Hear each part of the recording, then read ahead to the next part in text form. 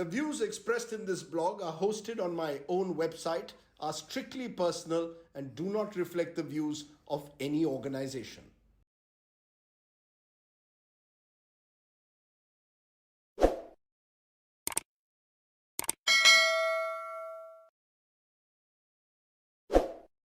Hello and welcome to Straight Bat, my weekly video blog where, as the title suggests, I play with a straight bat. As you can see, my smile is broad this week, as it is of many Indians, because this has been a week to celebrate. A week to celebrate the Olympic Mahakumbh and the achievements of our sports persons. A kind of wow moments that we've seen every 4 years when the Olympics come. But this time in Tokyo has been a little bit extra special because new sports stars have emerged.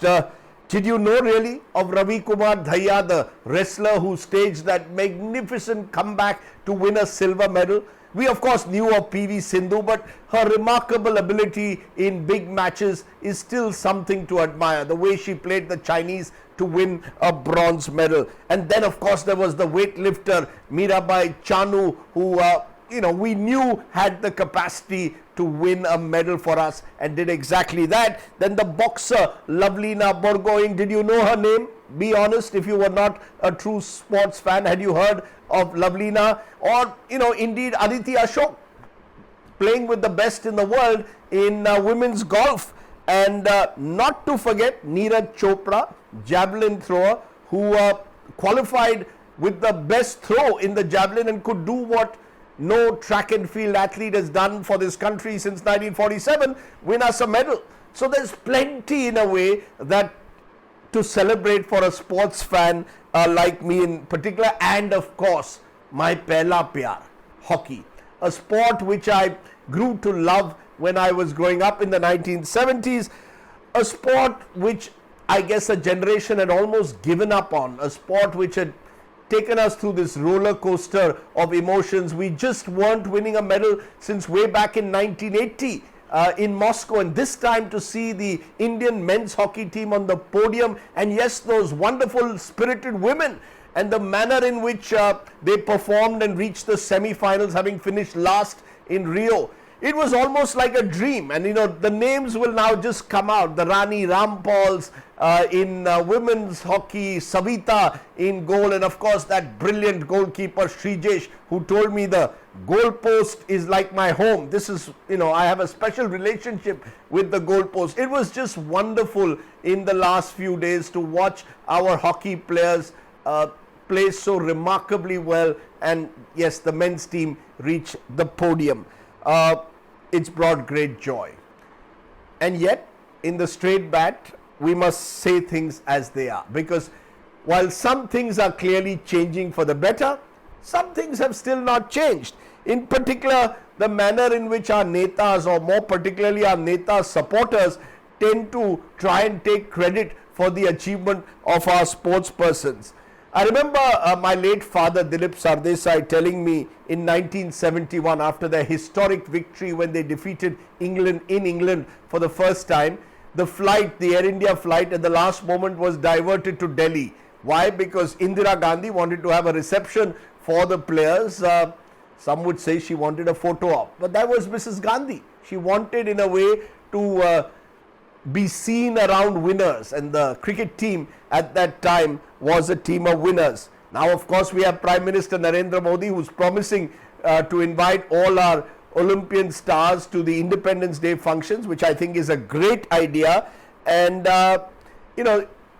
why not celebrate with our Olympic stars? For the longest time, world leaders have tended to bask in the reflected glory of sporting heroes, the sporting heroes who are the purest of heroes in a way, champions who've reached where they are based on merit and skill, not on any nepotism, not because someone is someone's son and daughter that they've actually become Olympic medalists. I keep saying I'm a living example of the fact that sports doesn't run in the genes, talent does. So my father could play for India, I couldn't. So it's wonderful when our politicians in a way embrace our sports stars. Where I have a problem, and I always have a problem, is when the politicians, and as I said more often their supporters, seem to believe that it's the leader who's bringing in the medals for the countries and not the athletes. That's why, there were these ridiculous posters which came up just before the Olympics in Guwahati, where you have the Chief Minister Himanta Biswa Sarma wishing good luck to the pride of Assam, Lovelina Borgohain. The only problem is the posters didn't have a picture of Lovelina. They had a life-size portrait of Himanta Biswa Sarma, and it was probably a sycophant, I'm told, who had put up the posters. Either way, it required a public outcry before those posters were removed. I mean, come on. Lovelina is the champion. Himanta Biswa Sarma is the Chief Minister of Assam, but he's not going to win you an Olympic medal at the moment. Similarly, you had Punjab Chief Minister Amrinder Singh, who was celebrating, it appeared from his tweets at least, the hockey players who hailed from Punjab. When the fact is, this is a team game. Hail all the 11 players. You don't just have to hail those who come from Punjab. Then, after the medal-winning performance of the hockey players, there was a hashtag that suddenly was running on social media saying, "Thank you, Modi." Now, thank you, Modi, for the performance of the hockey players. Now, I can understand when you say thank you, let's say, to the former sports minister, Kiran Rijiju, who I think, from what I hear from all the Olympians and the sports journalists, did a lot in encouraging, incentivizing Olympic sport in the last few years while he was sports minister. But, why bring in every time the Prime Minister's office even into winning medals at the Olympics? Or comparing, how many medals did they win in UPA times versus NDA? All of this is at one level absurd hero worship. It's propaganda of a kind that we saw during the Olympics in the erstwhile communist regimes. You'd see it in Russia and Cuba. When they won medals, they would dedicate their medals to the supreme leader of the communist system, almost as if it was a triumph for a system or an individual when a country won medals. Truth is, my friends, if there is one politician at the moment who actually deserves a thank you note, particularly for our hockey win, it is the Odisha Chief Minister Naveen Patnaik. A few years ago, Indian hockey was really in the doldrums. We hadn't even qualified in 2008. We were struggling for a sponsor. The Odisha government sometime in 2017-18 decides to step in. A World Cup is organized in 2018 in Odisha. Not just that, world-class hockey infrastructure is built in Bhubaneswar, where the team can train, where they can play these quality matches. And you've got the Chief Minister's office, or indeed the Odisha government more specifically, deciding to sponsor both the men's and the women's team, with Sundargarh in Odisha becoming the new sort of Gad, or the fortress of Indian hockey, where many of the young players now come from. And in fact, in 2023, the World Cup is again scheduled to be held, the Hockey World Cup in Bhubaneswar. It is that kind of sustained support that has helped Indian hockey, in my view, to rise from the ashes. And that is the reason, I believe, why, in a sense, Naveen Patnaik is the one Indian Neta who can genuinely claim credit for the revival of this sport of hockey that we all so love so much. But look at his reaction. Released a couple of congratulatory videos, some advertisements, but did it without any kind of chest thumping, didn't suggest as if he had won a medal at the Olympics. And that's what I thought made it special. In fact, when I asked Mr. Patnaik's office, when the team won a medal, I said, can I do an interview with the Chief Minister? I want to talk about his contribution. And the Chief Minister's office said, I'm sorry, the Chief Minister's very busy. He said what he had to. Please celebrate the hockey stars. And I thought that was great. That was so refreshing and reassuring that here was a Chief Minister happy to stay in the background even after he had supported the team, realizing that it is the athletes who won the medal.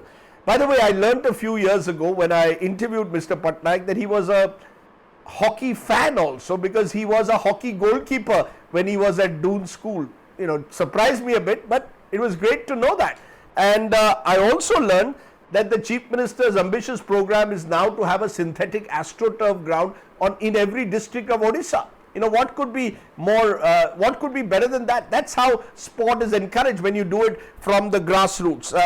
That's why I think we need to look in a way, some would say, as what I would call the Odisha model in building Olympic sport. What is this model?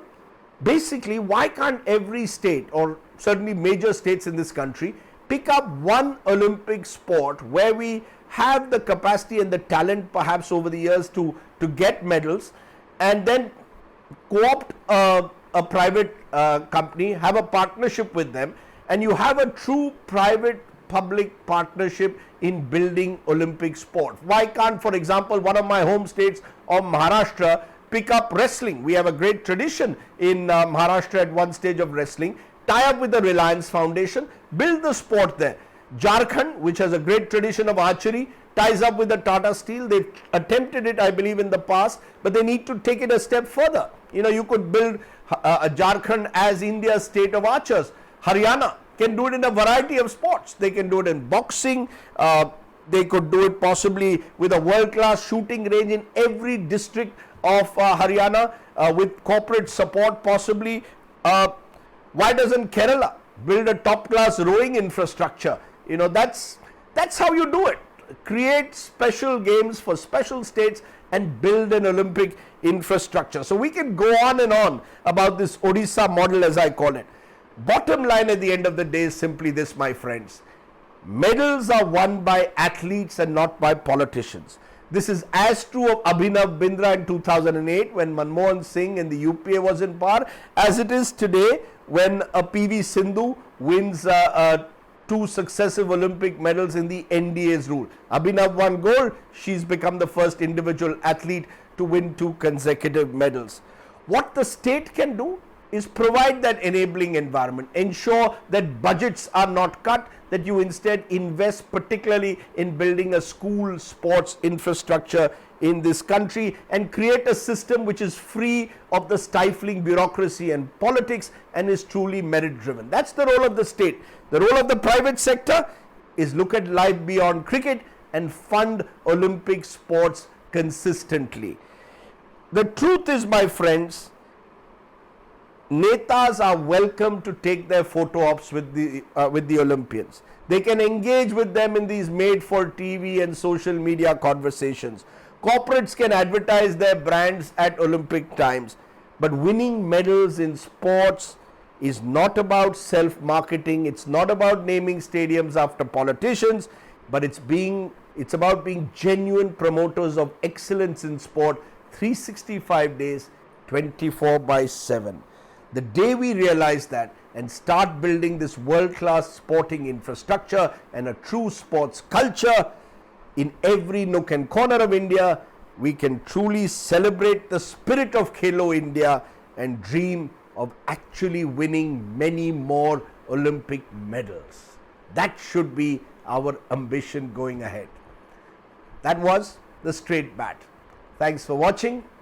For many more such videos, you can log on to my YouTube channel. Do subscribe to it. For now, stay well, stay safe.